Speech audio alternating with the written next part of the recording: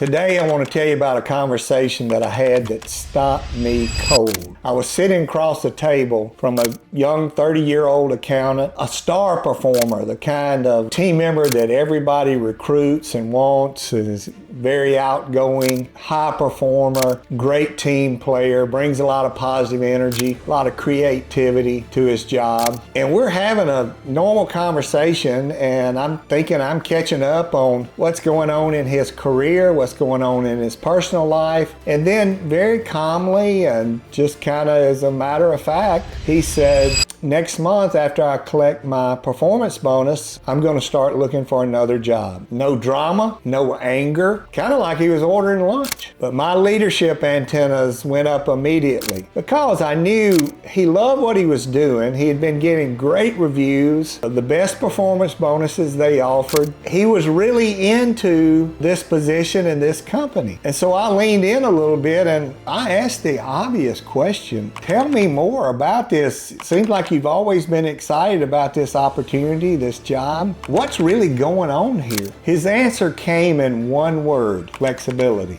What followed in that conversation I thought about a lot. I've seen in my career over and over. And today what I want to share with you are 3 leadership lessons that every leader, if you lead a team, and every team member needs to hear and needs to think about, and how it applies to you and your role. So let's get back to that conversation. So he wasn't making this real complicated. He wasn't putting any demands on. In fact, he was really only interested in a couple of days a week to be remote. His commute was like 40 minutes one way. Top performer, great reviews, promoted regularly. He wasn't really asking for special treatment. He wanted to have a conversation around this and really share why he thought this would work and would actually benefit not only him, but would benefit the company. The organization, the leader, would have nothing to do with it. And then he said something that really stuck with me. He said, you know, it's not a collaboration issue. When I'm in the office, I rarely see my boss. If I see my boss, he's usually on a Zoom call. It's not like he comes by 2 or 3 times a day. With the team members that I work with, we very seldom have to collaborate in person on what we're doing. The few times that I've had to work from home, I actually put in more hours and got more done because I didn't have the commute time and I had fewer interruptions. Then he simply added, just kind of matter of fact, I've had enough. I'm going to go find an organization that understands the importance of flexibility. There's things more important in life than money. And leaders, I'd encourage you to let those words ring in your ears for a few minutes. There's more to life than money, because your best people rarely leave because of money. But just like that, an organization is losing a high-performing individual simply because they weren't willing to have a conversation. Now, the first leadership lesson is really hard for leaders to get their arms around. Presence doesn't mean productivity. Presence doesn't mean focus. We have to embrace the fact that control is not the same thing as productivity. And yet, it's control, it's butts in seat, it's leaders being able to see people that gives them this feeling of comfort. There's something happening. There's progress being made. And nothing else could be further from the truth. Presence doesn't equate to productivity or focus or even the quality of the work. Your best team members, your stars, your highest performers, they don't think about work like that. They think about outcomes and what they need to get done. They think about when they are in the office, is it worthwhile being there? Am I making real connections? And am I learning more because I'm in the office? So part of the burden here as you think about flexibility and remote work, leaders, are you making the in-office experience worthwhile? When leaders prioritize visibility over results, they send a very clear message. We don't trust you. That's really what you're saying. And your stars, your high performers hear it. They get it. And yet in my career, and I've seen this over and over again, when leaders get it right, when I would get it right and lead with trust versus control, we always got better better outcomes. We always had better culture. We had better teamwork. When leaders trust first like this, something very powerful happens because people lean in more. They want to be worthy of that trust. They take more ownership. Very, very powerful. But presence doesn't mean productivity. I promise you, trust drives performance. It drives outcomes much more than control. And that's not a soft idea. That's a reality. The young accountant in our story wasn't underperforming. If anything, he was overperforming. Management and his leadership team couldn't have been more happy with him. And yet his desire to be remote some of the time seemed like a threat to the organization, threat to progress, threat to productivity. Leaders, that's a control issue wearing a productivity mask. Presence doesn't mean productivity. Now let's talk about lesson number 2. This young professional wasn't asking for anything radical, and he wasn't putting out any demands. He was wanting to have an honest conversation. He wanted to be heard by his leader, and yet it was a no-go, a no conversation. Think about that. When leaders stop listening and start demanding, your stars, your high performers stop engaging, and they start taking those recruiter calls. The most expensive conversation in leadership, the most expensive conversation in business is the one we never have. Think about this organization and what they lost. You know how hard it is to find a star performer like that? Somebody that excels at what they're doing, that's leaning in, that's committed, that understands their role. And I doubt very seriously they'll ever really know why they lost. I mean, instead of having a conversation, an exit interview is just not the same. One, you've already lost, and two, people are not going to burn bridges. You're not going to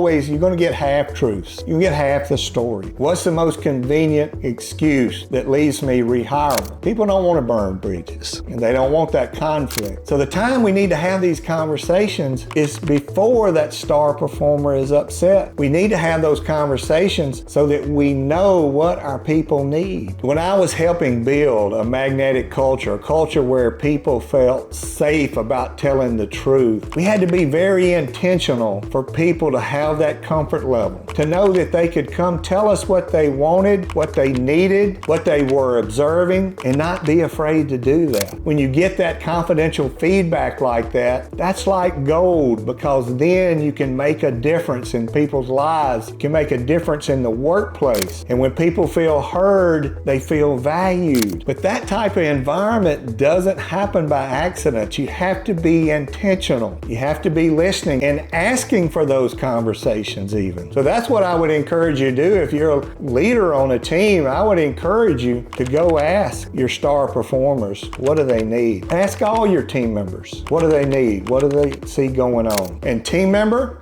I'm going to encourage you to have the courage to ask for that conversation, because that's going to tell you whether they listen, whether they value you, and it's going to help you and empower you to know if you're in the right place. Leadership lesson number 3. This affects all of us, leaders, team members, but the future of work has changed permanently. It is built on trust and flexibility. That is the future of work. Embrace it, understand what it means, and start pushing your team towards that trust and flexibility. Understand that the talent market, and especially the star performers, have already adjusted to this. Let's think about what technology does for us. We can work anywhere, connect to anything at any time. Where, when, and how you work is the way you define flexibility. And the star performers in the talent market is already there. That is what the expectation is. The sad part of this is that if we ignore it, you lose your best performers first because they have the most options. They're the first ones that understand we're not really being trusted here. We're actually being treated like a child. Butts in seat. I got to see you to believe that you can do excellent work. That's a long way from the mindset of excellence anywhere. Now, I also want to be clear about this. This is important for everybody to hear. Flexibility flexibility still has to have structure. It has to be unique for the team member, for the team that they're on, and for the role they signed up on. It's going to have structure. Not all roles can be done remotely. Not all roles can have significant flexibility, but we can have conversations around that. We can be creative around that and give team members, one, the sense of belonging because they're being heard, and two, the opportunity to be innovative in how can we provide you more flexibility. Here's the role you signed up for. Let's see how we can have more flexibility here and still deliver on our client promises and on our team promises. Whenever I talk about flexibility, you'll hear me say this over and over again. Flexibility is not a right. It's a privilege. It's a privilege we earn by delivering on communication, by delivering on accountability and outcomes, being able to manage ourselves. Leaders,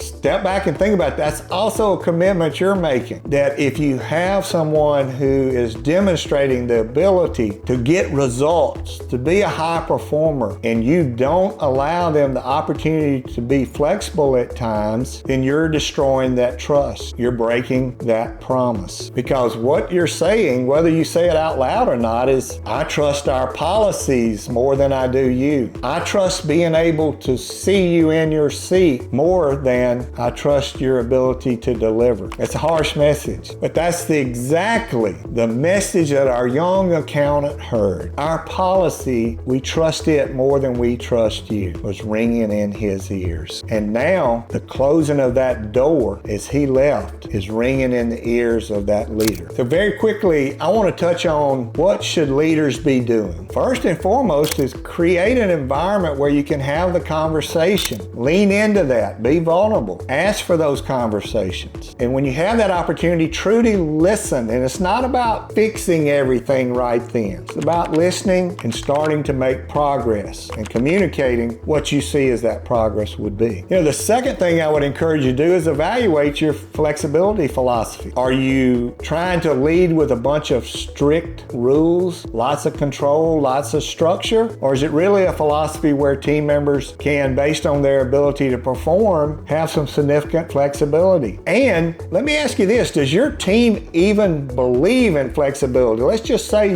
you're preaching flexibility, but you never flex. You're butt in seat every day. What is your team going to believe? They're only going to believe what they see. And if they don't see you flexing, if they don't see you work remotely from time to time, they're not going to believe it's okay for them to do so. I think the third thing is kind of what happened in this story with the accountant. If someone comes to you with a request, treat it as, hey, this person's being vulnerable. They're trusting me with this request, and listen intently. Doesn't mean you have to say yes, but treat it as you are being trusted. Honor that. But overall, retention is a two-way street. Leaders are responsible about being intentional to create a culture where people have a strong sense of belonging, where they feel like they have a voice in how they manage their lives and their career. And team members have a responsibility to be committed, to flex in at times, to go over and beyond, but to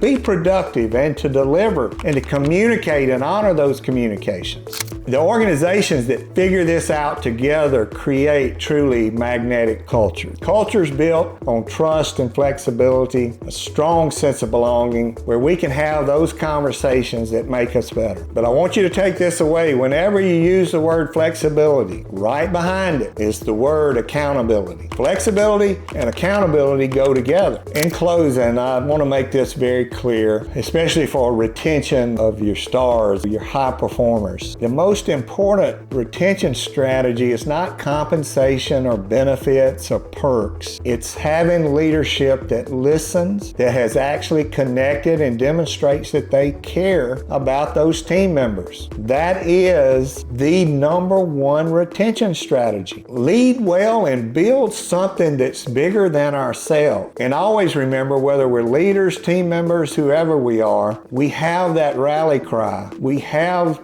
that commitment to ourselves to continue and grow and learn. And I use that one word, be better.